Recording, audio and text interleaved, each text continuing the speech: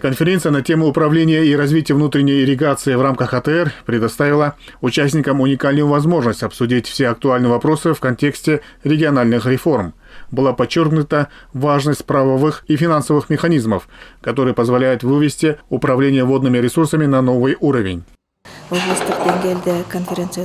Главная цель конференции – информирование глав аильных аймаков двух районов об административно-территориальной реформе. Один из основных вопросов, который всегда стоит перед местными властями – это ирригация. Кабмином было решено передать ирригационные вопросы главам Айлык-Мөтө. Так эффективности будет больше.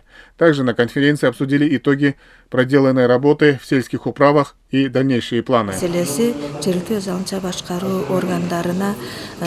На конференции также были представлены проекты по улучшению ирригационной инфраструктуры в Аксуйском и Жетеугузском районах, направленные на обновление ирригационных сетей, обеспечение водоснабжения и улучшение условий для фермеров.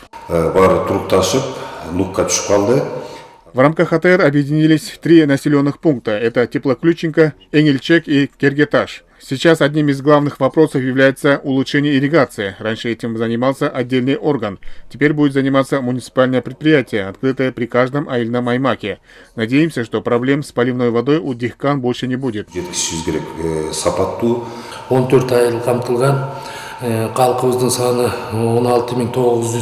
В рамках АТР в нашем районе объединились 4 аильных аймака в один аймак Оргочор. Сейчас в аймаке имеется 14 сел с населением более 16 тысяч человек. Также в рамках реформы решаются вопросы ирригации и инфраструктурные проекты.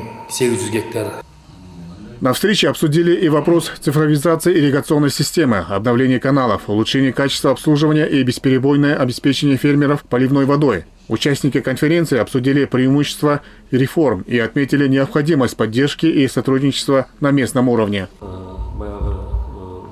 Раньше фермеры не в полной мере могли пользоваться водой во время полива, поэтому мы с 2018 года тесно сотрудничаем с крестьянами, помогаем местным властям при поиске финансовых источников. Также мы обучаем представителей местных властей грамотному управлению в сельском хозяйстве. Есть такие сельские управы, которые уже показали хорошие результаты. Мы должны распространять их опыт по всей стране.